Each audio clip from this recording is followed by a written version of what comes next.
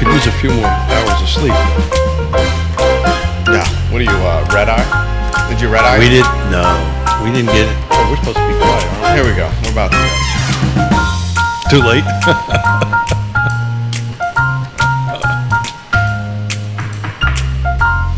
Good Friday morning, guys. My name is Jerry Miller, and thank you kindly for joining us on Real Talk with Keith Smith. This show, anywhere you get your social media and podcasting content. And today's show is very much one I've been looking forward to, with Keith Smith back in the house. You will see him in about 10 seconds, sun-kissed and fresh from St. Martin, 38th or 39th wedding anniversary. 38th. His 38th wedding anniversary, he just celebrated with his better 7/8, the fabulous Yonna Smith. We also have Woody Fincham in the house. I found out moments ago that Woody Fincham was a talented chef at one time before becoming arguably the top appraiser in the Commonwealth of Virginia. Judah Wickhauer behind the camera. Let's go to the studio shot and then a 3-shot. First we say, good morning, Keith Smith. Good morning. Good morning. Is that what this is? Is it morning? Don't It's know. morning. Well, I mean, isn't St. Martin on the same time schedule? Total of time, same time schedule. We just didn't get in until 3:30 in the morning. So we're a little bit, got to get this caffeine rolling to get going. Maybe have to go over to the bar to kind of. Did you bring some rum home? I did. I'll tell you how. We should have had some. How late. You forgot it. I didn't forget it. I was just trying to get up and get out the door and maybe do a little bit of data because there's a real estate show on that stuff. But so we just came from eating really well for a couple of weeks, and we're very blessed to be able to do that. And some of our the friends that we stay with, they're chefs, and they own 2 French restaurants. Oh, nice. So, what is your favorite meal to make? If you've got nothing but time, what is your favorite meal to make? That's like picking your favorite child. I mean, I do a lot of brisket lately. Everybody really likes. I'm not a big fan of brisket one way or the other, but got a smoker during COVID, and like every. Not a fan of brisket. No, it's okay. I can eat it, but it's just Why not? It's a little rich. Yeah. A lot of fat. Yeah. But I know. I guess I don't know. Let me think about that for a second, Keith. I'll give you an answer here in a minute. Yeah, so I learned from my chef friend, family friend, they're like family. We just been going to the same place for 13 years. He taught me how to make an actual omelet, a real French omelet. It's hard to do. It is really hard to do. The Inn of Little Washington up in Rappahannock County, most people know about it. It's one of the first American restaurants to ever get Michelin stars. Yeah.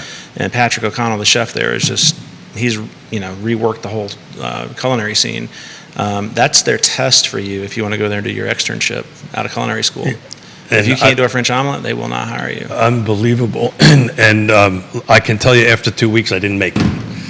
And he was very kind, but he kind of pushed me out of the way and put together an omelet and said, "Here, eat this." But how about Woody Fincham's favorite chef-related or food-related content? TV show, movie, anything like that?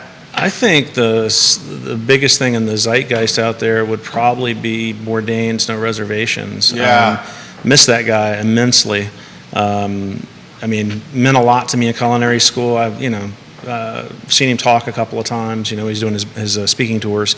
Just phenomenal outlook, and he makes the world smaller. With what he was doing, because food's all about being collegial and sitting with people. So it really opens up things, I think.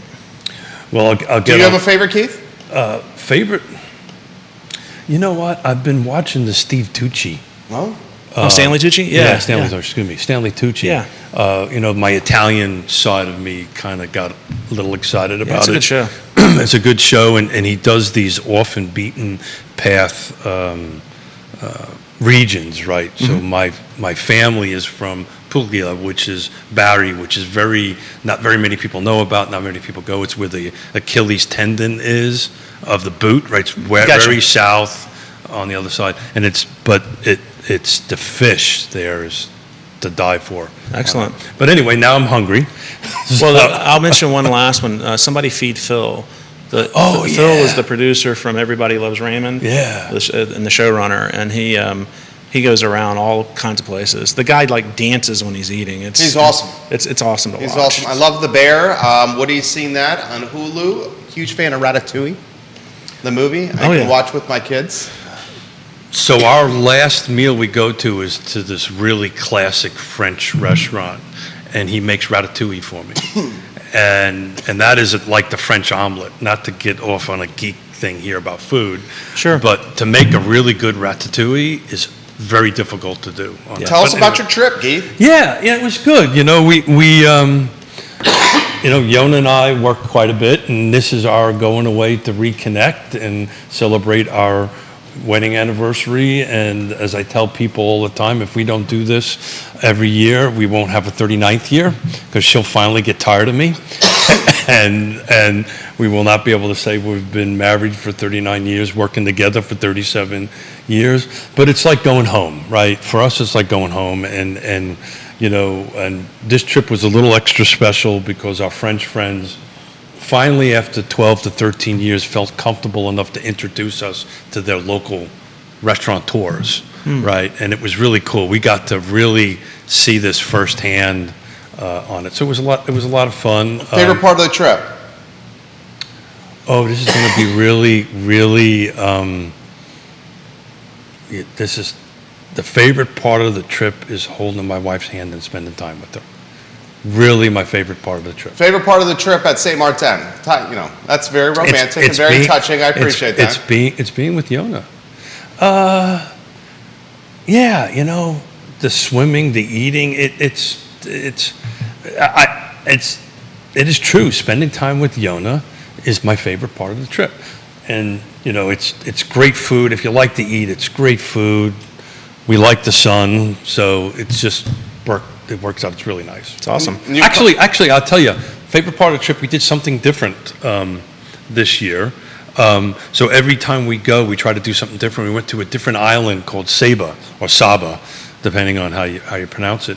And it's the tallest point in the Netherlands. It's a Dutch-owned island.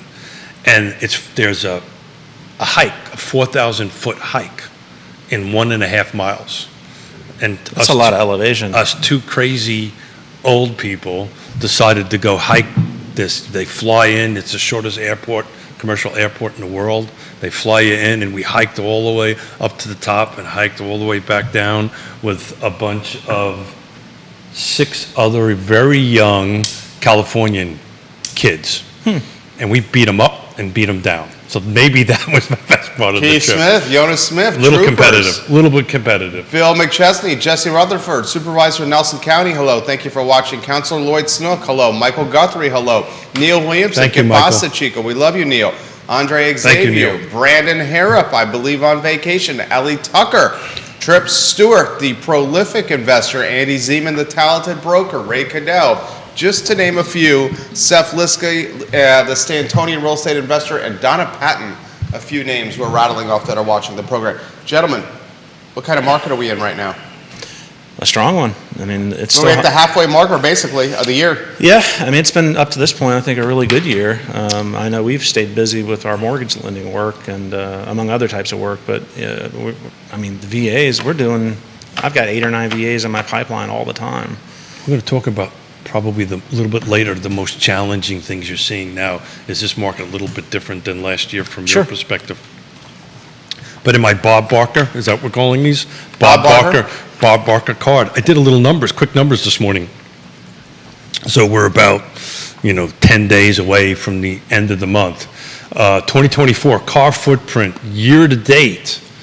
So that's from 01124 to 62124. This is all types of property. This is attached, detached condos, and it includes new construction. So at the moment, there have sold and closed 1,604. 8 days with the average on market, and we're going to talk about 2021 here in a minute. But there's 630 impending, and let's remember that number. That's 630 impending. Right. Last year, same time frame, was 1,668. So we're approximately about 4% off, or 64 transactions. So with 630 pending in the next 10 days, I'm pretty sure we're going to either match or exceed the amount of transactions. And we did the end of the quarter of last year. Jerry, we were talking about that we were thinking maybe it might be a little bit below, and it is going to probably be above. Here's the numbers end of it. 460 is the median sales price, so that's everything across the board. Last year it was 430, so that's 4.5% increase. So the last time we were in about 1,600 transactions was 2017. Sales price was 287, so we're 46% up from that. That tracks. The biggest transaction year was 2020, hold on a second, 2021. Yeah, peak COVID. Exactly, 2,306. So we're roughly at the moment about 36% off. I think we're going to probably be somewhere in the 32, 33% once we get towards the end of the month. But we're or a third off peak COVID. Roughly a third, right? Makes sense though. That's a once in a generation market. And but compare that number to 2019. So 2019, I do not have 2019. You would have to X the number I don't have. How about 2018? I got 17. What's 2017? 1,647. So 16 and 17. So we've been talking about this for a while, right? This market, as far as volume goes, feels like a 16, 17 market more than a 19. 19, I think we were a little bit higher. I can look at that real quick. It's a more aggressive market though. Very much so. What is that? Put that in perspective. I mean, the competition's fierce. We still don't have enough inventory for all the buyers. I mean, and we're seeing a lot of non-owner occupied buyers buying in. I mean, I've got out-of-state investors hiring us to do diligence appraisals on things they're putting into their portfolio, and they're buying 2 or 3 of them at a time. Damn. So, but I mean, rents are converting them to what? Rentals? Just keeping them as long-term rentals. They're looking at they have a 10-year game basically, and they'll probably offload them in about 8 to 10 years, depending on it. And if rents stay as high as they are, then they probably hold. Oh yeah. So you asked me what I like the most about the trip, and truly it's holding Yonna's hand and spending time with her. What I really love about it is all the people you meet. Okay. And you meet all different walks of life, different countries, but particularly on the American side, there's usually a couple of questions everybody asks each other, right? Where you from? Yeah. What are you drinking? No. I'd ask that question. Woody, you might ask that question. Probably. Actually, there's a version of that. Where you from? Where you're staying? Okay. How long have you been coming to the island? Okay. What's your favorite restaurant? Which is kind of the drinking end of it. And then there's always the question, so what do you do? We talk more real estate for 2 weeks. It's like show after show after show after show. And we're very blessed. We end up making great connections. We already did a couple of referrals from around the country, back and forth. So Nice. we're talking to people and refer them out to folks out in California, Arizona. But the reason I wanted to do these numbers this morning and really have this conversation with you today, a lot of the bigger markets are not seeing these gains. No, they're not. They're seeing gains in numbers, but their volume's plummeting. Yeah. Plummeting down. People want to be here. I mean, Charlottesville's a wonderful place to be. And you have like Phoenix. I was talking to somebody in Phoenix. You and I talk about this all the time. So the Black Rock or whatever what is the name of Blackstone? Blackstone. Yeah. Black Rock. My wife's former employer, Lori Fincham, the beautiful Lori Fincham. Woody Fincham's better half said Julia Childs is one that Woody Fincham has an appreciation for. Yeah, we can't talk about food without talking about Saint Julia. Yonna and I tried Julia Childs. Thank you, Lori Fincham. Yonna and I tried to cook through her book, The Joy of Cooking. Didn't go so far. Yeah, Lori reminded me just a few minutes ago. My favorite stuff to cook is vichyssoise, which is potato leek soup. Yeah. And coq au vin. Coq au vin. Wow. Chicken with red sauce. So. Which is very simple, Yeah. but extremely hard. It's like a martini. It's very hard to make. Yeah, to do it right, it really is. What's the meal of choice? What do I like to eat? If you had anything you could pick. Lori learned how to make my mom's vegetables beef soup and also her potato stew. And they're both, anytime I have it, I think of my mom. So, and that's where my love of food comes from, is from my mom. She's from a big family, farm family, and, she was always a good cook, and her mother as well. So, I think of them, because of that. And, it's really cool that she learned how to do that. So that followed with a 3-ounce pour of Pappy, age 10, 15 years? If you can get your hands on it, You sure. can find it. Yeah. What did that set you back, about 1,500 to get something like that? Well, if you $750? if you can win the lottery for the Virginia ABC, it's about $400 to get 23. That's challenging, though. Yeah, that's the only way I'm going to pay that much for it. Right. But how about off-market? Is it not off-market, the secondary market as well? Yeah, the secondary black market, as we have to call it here in Virginia, because it's actually illegal to sell them It's like here. 1,500, right? At least 23 I've seen it as high as $9,000. Oh my goodness gracious. Holly Foster watching in Henrico, she says on YouTube, Keith looks very relaxed, very tan. Welcome back, Keith Smith. Been away myself and only catching the 12:30 show at night before I go to sleep, but she's happy to have you back Thank on you. her computer monitor in Henrico. Thank you. Yeah, we still got the kind of vibe going yet, but my phone did start ringing at 7:30 this morning, so that's a good thing or a bad thing. Real estate, right? Pardon? It's real estate. That's a very good thing. Well, it was a problem, so but we fixed it on the ride in. So you wanted to look at 19, right? Just out of curiosity. Just out of curiosity. Out of curiosity. I'd like to see how this market compares volume-wise to 19. Because your colleagues can still make a fantastic living because the price point per unit is astronomically higher 5 years today versus 5 years ago. All righty. So same setup, right? Car footprint, all the product types attached, condos, new construction. There was 1892, so we're at 1604.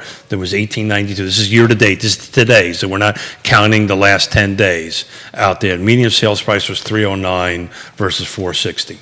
So I can't do the math that quickly, but I can do it. I've got a little calculator that will tell me what the percentage difference is. Good morning to you, Johnny Ornalis. Hey, Johnny. Johnny, you're on my call list today, brother. He says, morning, gentlemen. He's watching the program right now.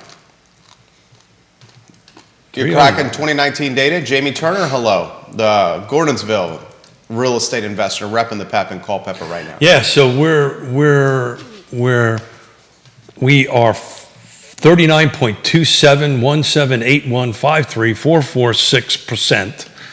We'll call it 40% for a talk show above median sales price than we were 2019. Wow. But the volume 46%? we're up I apologize, 40%. My apologies. In 5 years, values have increased 40%. 17 was 46. So between 17 and 19, we jumped 6% difference. So there was a huge jump between 19. That's the reason you wanted to look at it. But the volume was closer to 1892 versus 1604. So I think we're going to settle out with 630 impending in 10 days. My suspicion is we're probably going to be somewhere north of 1,700 transactions, which will beat last year's. Ned Galloway watching on LinkedIn. Hey, Welcome back, Keith. Yeah, Ned, thank you for covering, brother. Look at that tan, Keith, he says. No, he didn't say that. No, he said, look at that tan with 3 exclamation points. I'm literally. You should. The guy's wearing some bottom huggers for shorts over here, like he's at St. Martin's over there, showing a little thigh. I don't know if we want to go to the studio camera and show him what he's got over there. Are those sandals you're wearing, Keith Smith? This might be the most relaxed attire I've ever seen for the distinguished gentleman. Can we show him? Is his new moniker not the distinguished gentleman? Is it now the island gentleman? Let's just get through this show. Is this weekend at Bernie's over here? No, Weekend at Bernie's involved a dead guy. I was joking. We're not going to do that. I'm effing joking. He brought some of the And no Caribbean. politics, okay? I said no politics on the show. You brought a little bit of the Caribbean back with you, I think. Oh, the heat. It is Oh my actually gosh. hotter here than back there. Yeah. Oh, wait till you see this weekend. Yeah, it's We hot. got a heat index over a C note this weekend. Yeah. And you don't have that 12 to 15 mile an hour trade winds coming off. Yeah, I was going to say, when we're down in the Caribbean, it's hot and humid, but it's got the always trade got a breeze. Yeah, I'm very blessed and lucky to be able to do this a couple of times a year. And, it's important to spend time with Yonna. It's very important, but it's really good. We get to meet people and family and friends, and it's a lot of fun. But really, it's amazing. You walk down the beach and you start talking to people, and it always gets to real estate. You guys had a lot of big time news happen while you were gone, Keith Smith. Yeah, I tried to stay away from watching it. I made a commitment to Yonna that I would keep my phone off. I did, but there's all kinds of news floating around. So if you want to, I'm probably not read up enough on it. But if you want to kick off on something, let me see if I can fake my way around it. Where do we begin? Swan and Noah goes under contract. The $3.5 million asking price, 235 acres, pretty darn close to Western Albemarle High School. The chitter chatter in my circles are you're going to see half acre plus lots on that property. You're looking at arguably what could be one of the largest developments that's going to come to market in the very near future. The chatter has the folks behind Old Trail as the buyers. We also have the Lewis Mountain property that was purchased by Evergreen. Yep. The Logan Foster young agent who's got bright upside, Luke Cole, Yeah. had that listing, $1 million out of the gates, $835,000 close price. Curious to see if a posh single-family detached house goes on that property or if it's truly upzoned. We had Richard Price and Roger Voisinay on this show to talk about the Woolland Mills project that Roger's doing. This may be the first upzone project since the new zoning ordinance. Roger and Richard's project. I can tell you it is. Probably, yeah. I can tell. I know for a fact. This Woolland, and they did a master class on what this process has been like for them, sitting in your chairs right there. Yeah, we've spent a lot of time with the zoning officials in Charlottesville. We've had several files that we're working on that have the new multi-use So how are designation. you evaluating those? Well, there haven't been many sales, and the ones that have occurred are selling at about what they were selling at before the change. So until we actually have some absorption in the market. That's what I'm trying to figure out. So is this? Well, I can give you a little perspective on that. As of last week, My sandals fell off. Oh, I got to man, put them back I'm on. not even wearing my sandals right now. As of last week, only 15 teams have approached the city to pursue projects under the new zoning ordinance. And of those 15, I was told only 4 are legitimate. Yeah. So this thing has been in the works for years. And as of right now, we only have 4 legit projects. So a couple things going on here. One is what Woody just said. So unless you're doing this in cash, right, getting money to go ahead and do this is going to be difficult because Woody can't comp it out because it hasn't been done. So the first couple of transactions are generally people that are cashing in. They're using cash to go ahead and do the transaction. The other thing that's going on, and hats off to Roger, nobody wants to be the first one to go through the brain damage of working with the county, with the city. The only reason I know a little bit about this, we're working with Nicole Scrow, meaning the land trust, to do an affordable housing version of it. And I will tell you... the title attorney? Nicole? Nicole, yeah. She's awesome. She's a developer too. And she closed a business transaction we were a part of. She was a pros pro and representing the seller of that transaction, Chris Fairchild, your friend watching the program. Hey, right Chris. So we are projecting, just to put a perspective on it, because what you have to do now, because it's over 3, it's a full site plan process. We're projecting about 2 years before we can actually sell something. So between acquisition, going through the risk on that is obscene. Yeah. That's exactly right. I mean, who would do that? And we've been talking about this. This is about a 2 to 5 year process. You've got to have to get a couple of these things to go through before they start kind of picking up tempo a little bit, so you can evaluate them. Now on the land trust side, it's even harder because we're doing the value of the land is obviously taken out, so it becomes a little bit more difficult. But so hats off to Roger. The people that do this first are really the superheroes. Oh, and you know how Roger's doing it, right? Did you watch the show? I did not watch. Oh the my show. God! I think I was gone when that happened. Roger owns the land in Woolland Mills. Yeah. He's chopping it up into 4 lots. Correct. He's taking one of the 4 parcels, selling it to Richard, the architect. Yes. Under market value, and he's doing that so Richard does not charge for his architectural services. He's partnered with a builder, selling that to the builder under market value, so the builder doesn't charge for his services. Then he's utilizing the house, keeping the house in play. So that project becomes a little bit easier by keeping the existing structure there. Right. And he's going to build 1,500 to 1,600 square foot new houses with an unfinished basement. What do you think the come to market price point is on, and when do you think they are available for purchase? Well, knowing Roger, there's probably going to be some green tech in the properties. They'll be on the upper end, I would think, for that size of property, but 1,500 square foot in Willow Mills with an unfinished basement. How much land? Postage stamp. Yeah, it's a little small lot. Probably going to have an 8 in front of it. High sixes. Yeah. High sixes. That's actually not a bad number. And when do you think they come to market? Oh, probably 2 years from now. A year and change from now. Yeah. Do you think? That I know for a fact. Yeah. High sixes. Yeah. And he's ahead of the curve. He's first. He's ahead of the curve. Yeah. But you're 100% right. There's only 1 or 2 really legitimate projects that are going through the process, because what happens is when everybody starts taking a look at that, and we talked about this, this is not property owner friendly, this process. So if you wanted to try to do this yourself, you really can't. You've got to structure it the way Roger structured it. It's very smart. So what he's doing is he's bringing everything entitled, right? He's probably doing the horizontal work, the development work. I haven't spoken to Roger about this, but We should get him on the show. yeah. So he would do the horizontal work, and then the builder would then build on top of it. It's how we're doing it with Nicole. Nicole is delivering us finished lots, and then we're going to build. The land trust is going to build. Where are they at? It's over. I don't think we're quite done with the contract and Okay. the feasibility study period stuff. So I'm going to kind of leave that out a little bit. Yeah, I don't blame you. But it's in the city for sure. Let's say it's within walking distance to everything that you want to get to on it. Well, she did 2 fantastic homes right over there at Willow Mills by the storage sheds. Yeah. So we're not quite done with the feasibility studies and all this stuff, so I don't want to Sure. cross. She is an attorney after all, so I do.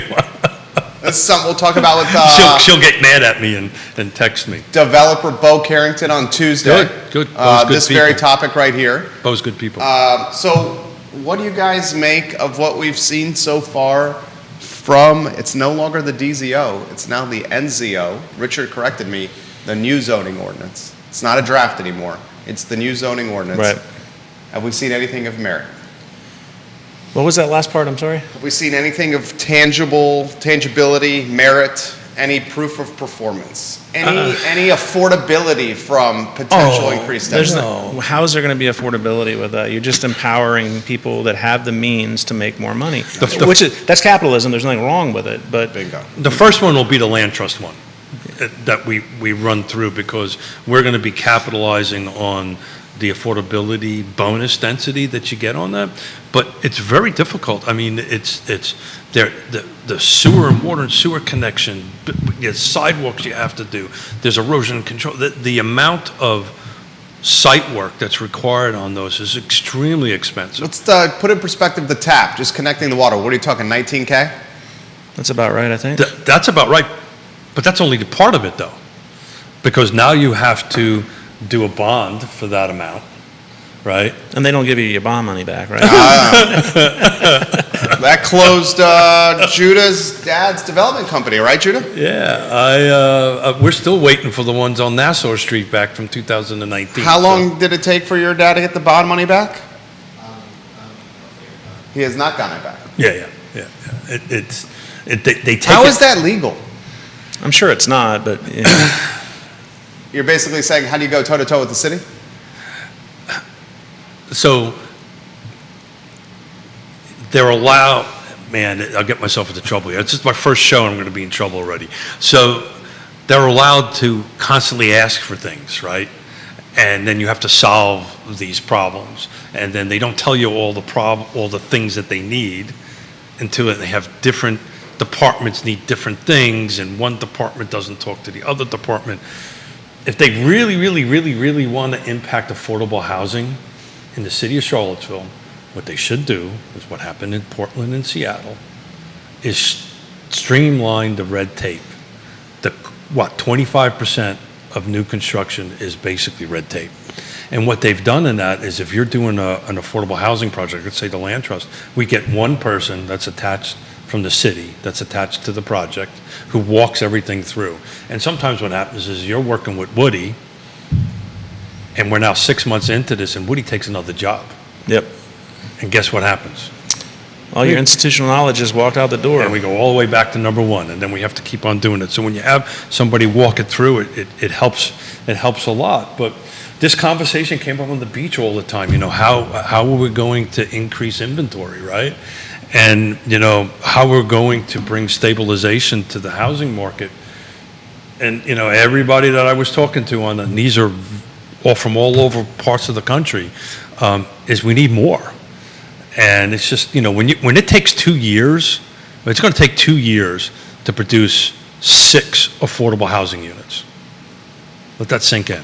It's going to take 2 years from today to go through the process, do the horizontal work, do the vertical work, and put affordable housing buyers in there. How about, and Neil Williamson, I'll get to your comment. Kevin Yancey, I'll get to your comment here. Local newspaper reporter watching the program right now. How about the criteria if you're doing a project that has 9 units or more? Was it 10% of the project has to be affordable, AMI. tied to 60% AMI for Nobody's 99 years? Yeah, and the reason the land trust works so great because we do that. 99 we do a years. 99 years, but nobody's going to do if the land trust is struggling to put together a 6. This is a vacant lot, folks. This is a vacant lot. This doesn't even have a house on it. We're going to take probably 2 years to produce 6 units. Something's wrong, coach. And that's what needs to figure out a way to get fixed. If you can streamline that process down, and you know, if it was perhaps the 12:30 show, and it's not the 12:30 show, it's the Keith Smith show, I would interject by saying, well, thank God you're not going to do that. This is okay. You're right. I'll take. But go ahead and do it. No, I mean, Go do it. This is why you don't listen to you don't succumb to the influence of activists. You actually listen to true professionals prior to passing policy. Well, the policy itself. These folks all along have said this was. I mean, Neil Williamson said this was ridiculous. Yeah. So we've been talking about this for a while. There's 2 sides of the coin, right? There's the policy, there's the zoning, right? But now there's the implementation of it. And if you remember shows back, I kept on saying, great, zoning's one thing, you know, you can get your count up, that's great. But what is it going to look like and what is it going to take to go ahead and do that? And it is, anything over 3 is just a full blown out, you might as well just think as you're building 300 units. It's just way too much red tape to produce 6 affordable housing units. El Presidente of the Free Enterprise Forum, Neil Williamson. Thank you, Neil. Says the inclusionary zoning measures mandated in the new zoning ordinance will freeze large new developments. Yeah. The buyout is entirely too high. Yeah. Well, it's just not going to happen, right? And then what's going to happen, and we talked about this, if anybody thought that this thing gets passed and there's going to be 50,000 new houses here, it was done with a lot of love and intended in it, and but it's the old Ronald Reagan quote. I'm from the government and I'm here to help. The unintended consequences to this, I think, is going to work exactly in the reverse, unfortunately. So what'll happen? There's a pretty neat project that PHA is doing on Cherry, 501 Cherry. So but that's going through the process on it. We'll see if that has a pretty big impact or not. But at the end of the day, in order to produce any affordable housing units, it's going to have to be a nonprofit that's going to do it. But just think about this. So these units that we're going to build, right? So we can't sell them, just as an appraiser's perspective, we can't sell them at today's AMI for much over 200 to 225. How's that going to work? So that's what happens. This is where I go knock on doors and raise money, because guess how much it's going to cost us to build them? I would imagine more than that. About 500. Yeah. Per unit. 450 to 500. That's in today's dollars. That's between the horizontal acquisition and the vertical construction to move in there. So the math difference between the two, we got to go out and find subsidy for. So the good news about 2 years is I got a little bit more time to find money. The bad news is we're going to wait 2 years to build 6 units. Anything you want to throw into there, Woody Fincham? It's a shame that they won't make a streamlined process for nonprofits that like what you guys are doing. You know, it would really help you. Well, I get that.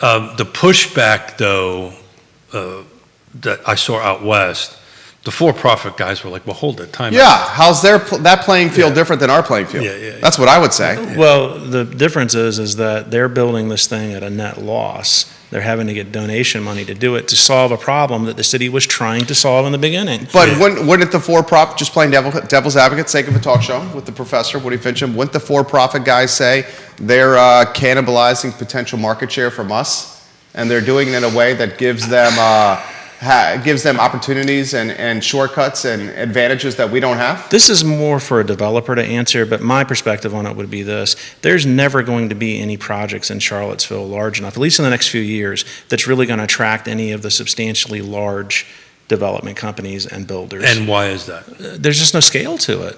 And why is that? The diminishing return of cost gets factored in because when you have a lot of units, things get cheaper. I'm going to get into trouble with my dear friend Ned. Ned Galloway's watching? Ned Galloway? You know, the good news is that I think they're starting to have this conversation at the dais at Albemarle County, but the development areas need to grow. Yeah, 100%. The set-aside development areas are not... You doing a little puppy thing? I mean, I don't agree with that, but I'm listening. I'm willing to listen. You don't agree? I don't agree with that, no. That the development areas I need do to not grow? agree that the development areas should grow. Really? Have you seen, has anyone been around Crozet recently? Yeah. It is an absolute cluster duck. And the folks that live, and I said quack, quack, cluster duck. The folks that live in Crozet are like, enough already. They're beyond pissed off when it comes to the density that's happened. Their schools, their kids are learning in trailers. They're sitting in traffic. They have to build another school. They're not close to doing that. The quality of life in Crozet 10 years ago, 15 years ago versus now is completely different. Talk to anyone that lives in Crozet and they're like, stop it already. Yeah, Lake Monticello will have the same Eventually we got to listen to our taxpayers. So, okay, got it. Our voters. Got it. So if everybody feels that we're in a housing crisis and there needs to be affordable housing, let's assume that that's the case. How's it going to happen, Coach? Well, Swatanoa, this project we should highlight. 235 acres just went under contract. The asking price was $3.5 million. That's not going to be affordable. The price points of those houses are going to be? It's going to start with a 6 and it's going to climb well over $1 million. But as we know, any new housing alleviates stress on the housing ecosystem. Any supply whatsoever. There you go. So that's the point I'm making about expanding the growth area. It increases. And it doesn't have to happen. I just know this, Jerry, because I was talking to somebody. Crozet is a designated growth area. Crozet is a growth area. How can we put more housing in Crozet? So let me try it a different way. There's 2 ways into Crozet. How do you feel about the urban ring? I think the urban ring is pretty darn close to capacity. And as Diantha McKeel on this set said this, until the urban ring is at capacity, how do we consider expanding the development area? Exact words. Yeah, she sat next to you and said that. But that conversation, he's playing tennis here, back and forth. Welcome back, Keith Smith. But that conversation's starting to happen at the board level about, it didn't get shut down right away. And Neil reported on that. He sent a tweet, and Neil's watching right now. He did a tweet from the meeting, which we're referencing. Yeah. So that conversation. Neil, that tweet continues to ring in infamy. but it's happening. But so look, all you got to do is look at the numbers. The one, and this, we'll get Woody into the conversation, right? The product type that has been more stable in the last 12 to 24 months would be single-family detached or townhomes. I'm talking about which one is more stable? Probably townhomes. Yeah. You think? Yeah. Oh yeah. Why do you say that? Well, I mean, if you want to buy at the lowest rung in the market right now, you're going to have to buy a townhome, right? Yes. And what are we talking? $400,000 to even start talking this conversation in Charlottesville and Albemarle?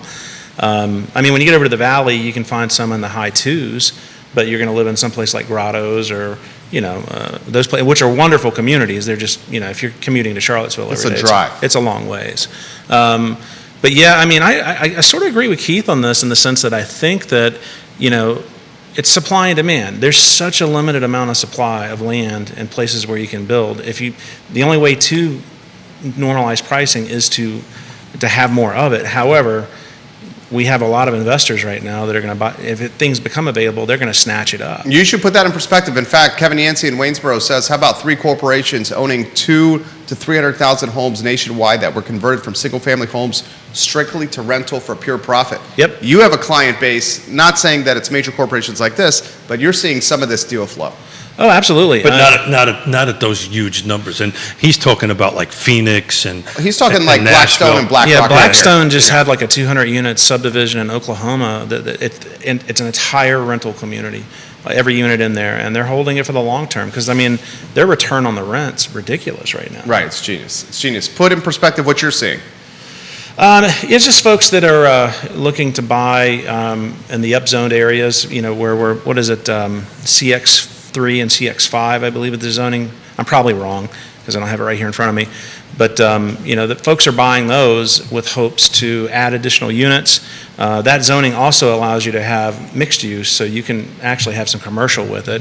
But I haven't seen anything that's taking advantage of that yet. I don't know. We've had probably 5 or 6 deals now where we've worked on where they were buying it with hope that they could do something more density related with the property. Jamie Turner, we got to make sure we make a mention of this. He's asking Woody Fincham specifically the process of becoming an appraiser. Oh, wow, cool. He says, can you ask Woody the process to become an appraiser? He's gone over it before, but would love to hear it again. So we should save that. I know you have something to say on this topic. I'm just trying to keep the conversation going. Got it. So back on the attached, I pull Albemarle County because Albemarle County has 80 or 90% of the attached products. So 2024, this is new construction, this is everything. There was 236 sales to date, year to date. Median sales price was $436. Last year, same product type, same county, same timeline, there was 263 sold. Does anyone guess what the median sales price was? Woody Fincham? 2023? I don't This know. year, 436? Probably 400. 436. Same exact number. Wow. So that's because there was all these subdivisions that got approved, and a lot of it is new construction to go ahead and do that.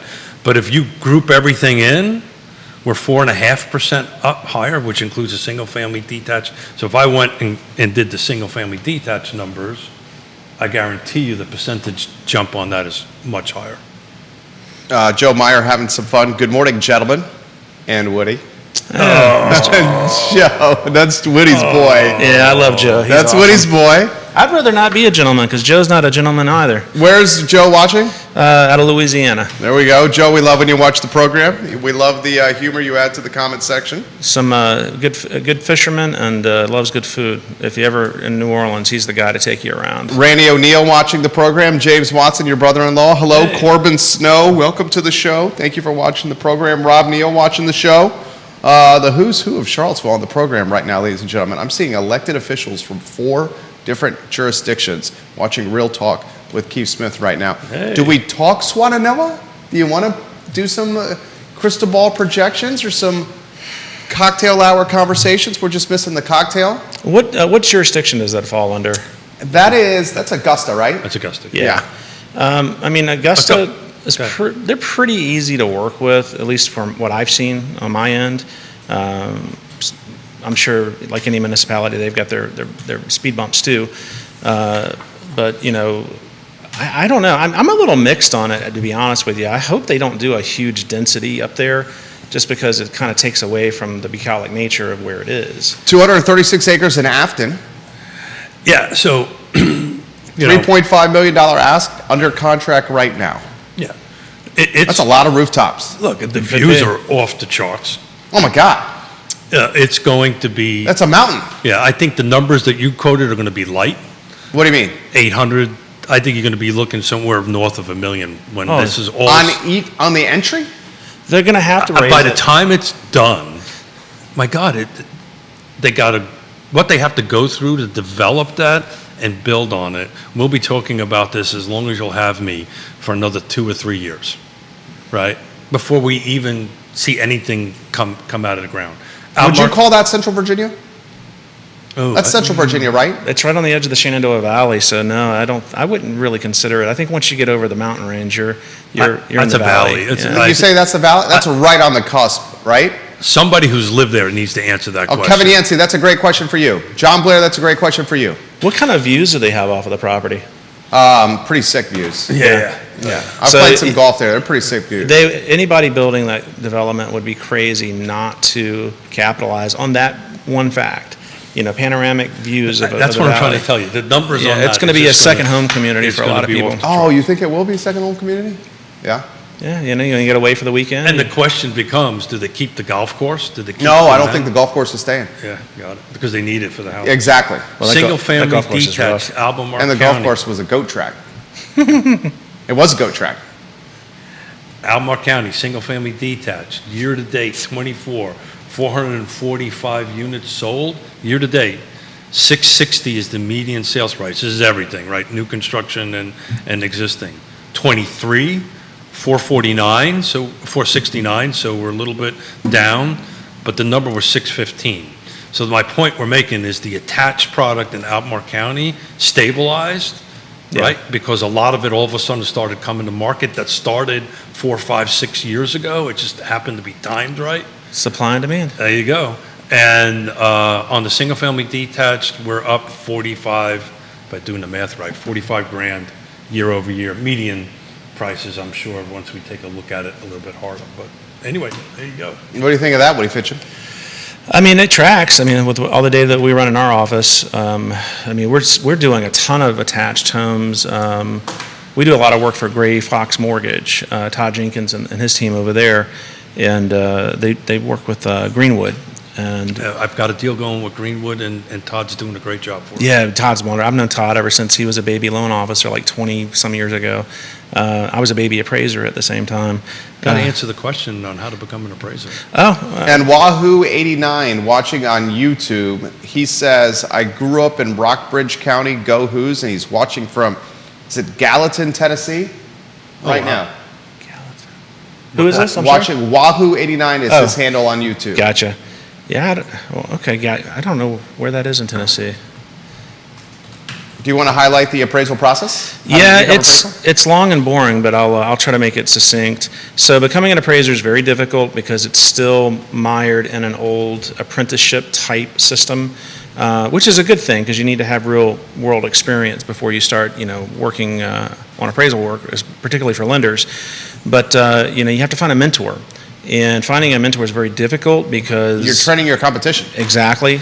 And plus, appraisers are not the most personable people. Oh, in the Woody world. Fincham is a gem. Woody's unique. Yeah. There's more of me out there. There's a lot of folks that are doing, but we're all. Did I just get myself into trouble? No, not at all. I agree with you. I mean, most appraisers are very introverted, and they. Well, because they're used to working alone in front Yeah, of exactly computers. Well, and people Yeah. yell at them all the time. Yeah. I mean, if I'm not making half of my clients mad and half of them happy, I'm probably not doing something. You're doing your right. job wrong. Yeah.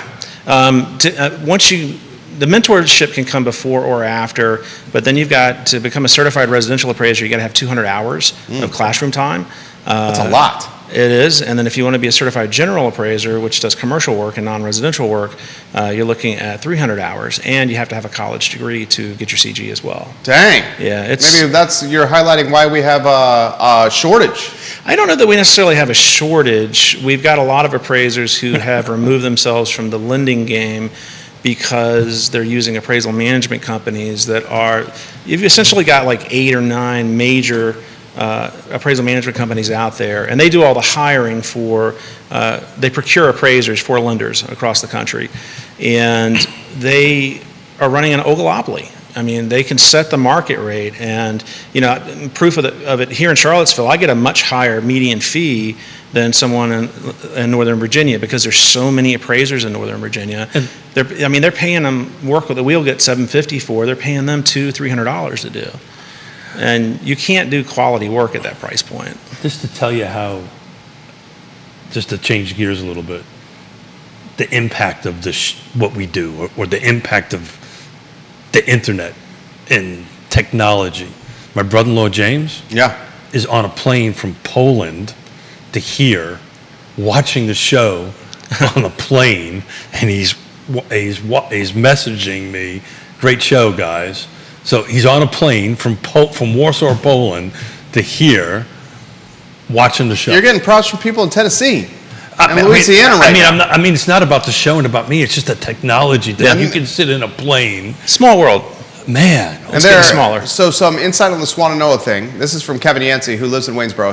He would know about this. He goes, on Swannanoa, there are parts of that development that are split between Augusta and Nelson, depending on what side of the mountain you're looking at.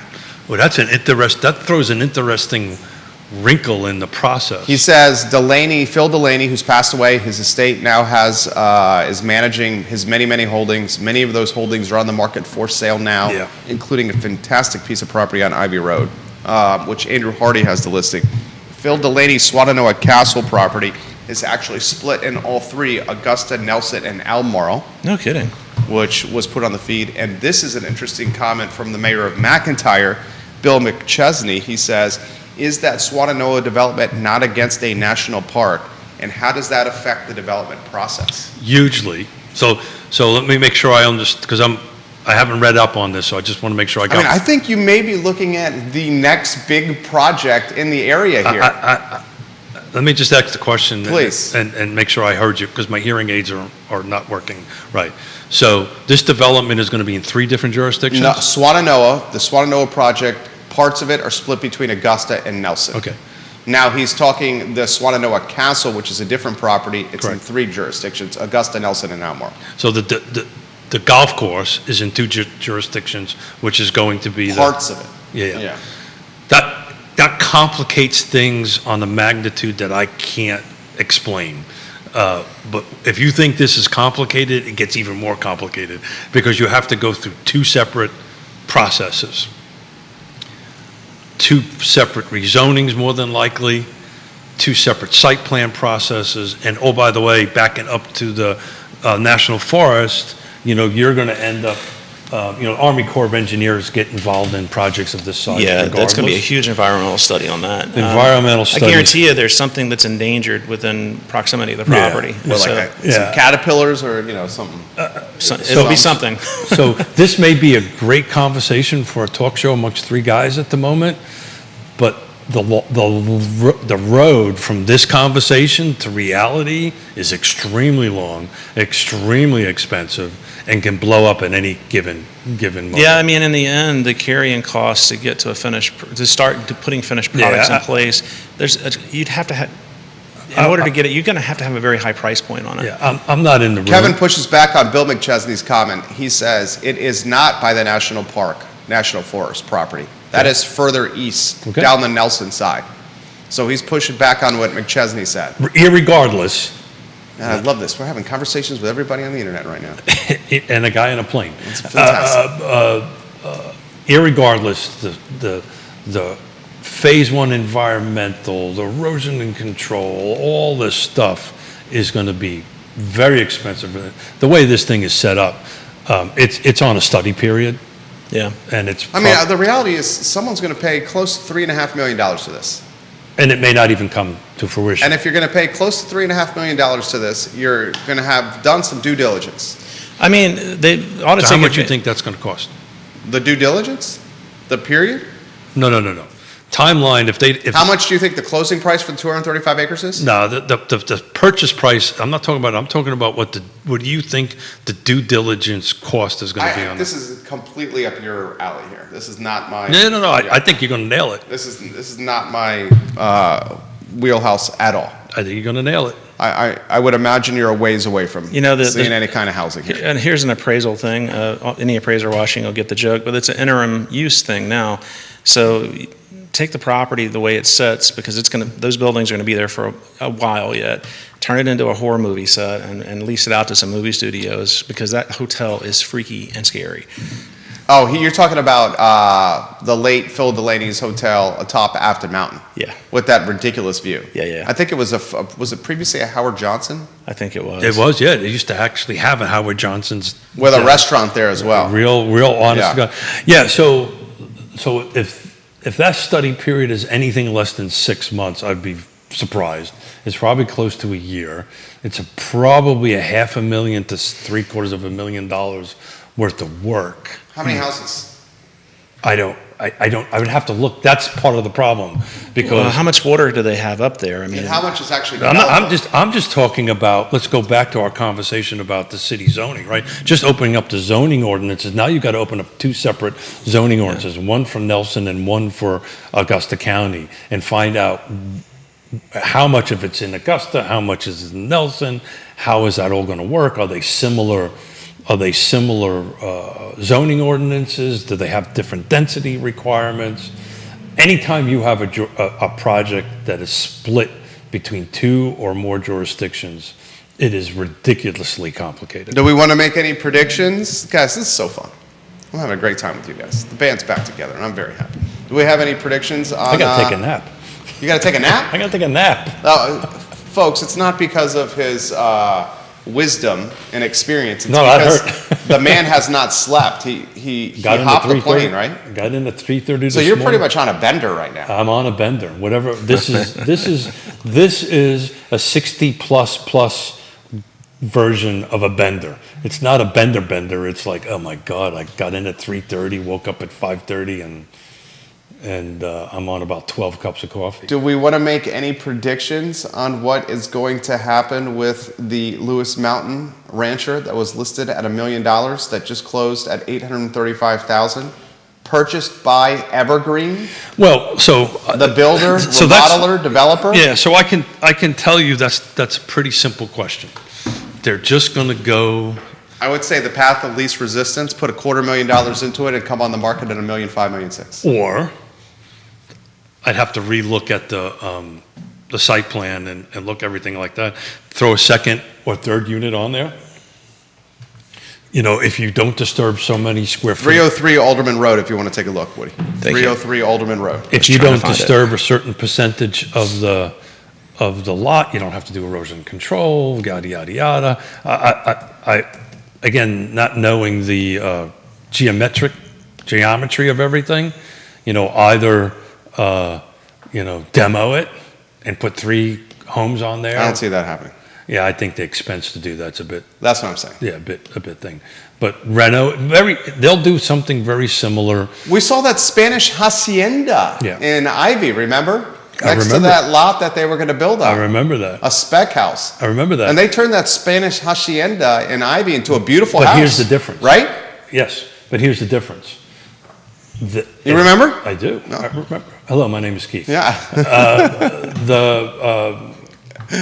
No, I just lost it. Thanks. No, come on. Miller, you got to get back. Oh man, okay.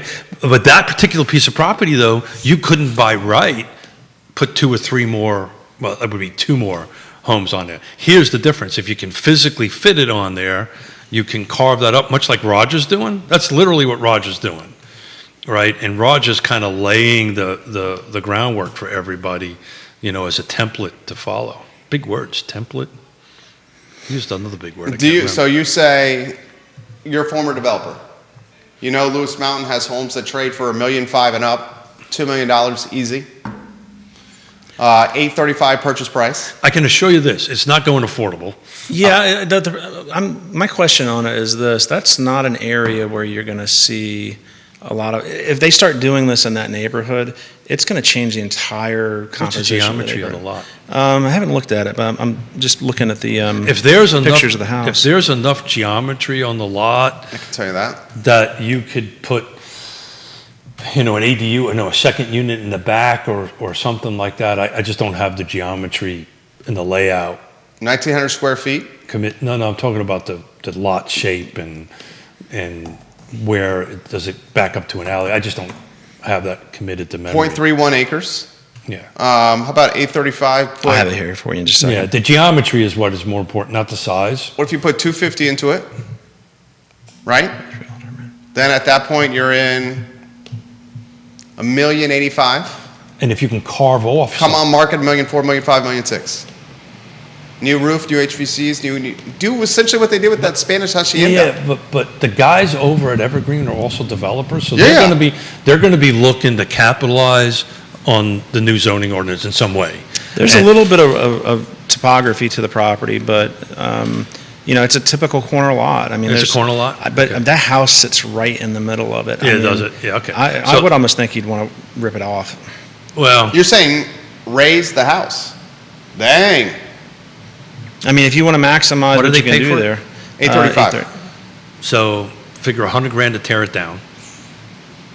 Oh, you're kidding me with the permitting? And, No. I think it's $100,000 to tear it down. I Yeah. just don't think, just one Yeah. man's opinion. No, I don't no, think I'm this is just the path it's going to go. I'm doing math in Yeah. my head. So you paid what'd you say, 800 for it? $835,000. Let's call it 800. 100 to tear No, it down. I got a calculator. Okay, so that's 935, Yeah. right? Then you've got to develop it. Let's say you could put 3 on it, so Okay. that's probably going to be $200,000 worth of development work. So you got 1.1. Okay, 935 plus 200,000. I'm with you. You got 1.1, right? 1135. 1.135, and then you could. You got to start building stuff. You got to build stuff on it. But I'm just trying to figure out what you could sell them for, and if you could sell. So you could probably get about $3 million worth of sales out of that. For 3? Yeah, You can sell them $1 million a pop? Yeah, I think On so. 0.31? I think so. Yeah. 0.1 a pop? Okay, let's call it 850. So What's 850. the building cost on that? Yeah, that's the trick. What's the building? I mean, Roger's talking about, The math's not going to work. that's what I'm saying. That math ain't going to work on that. You're gonna have to sell them for 1.1, 1.2, 1.3. And you're priced out of the market. You're priced out of the market. Yeah, great. I mean, you buy a brand new single-family But these guys are sharp over there. I know they are. And so they got a plan. We just don't know what it is yet. Well, that's why Yeah, I it's mean, the sake of a talk show. You can go up to 12 units on the zoning. We don't want the facts. God For the sake of forbid. a talk show.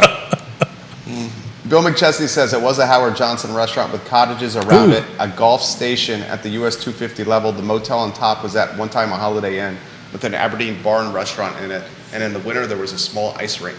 I love when this happens.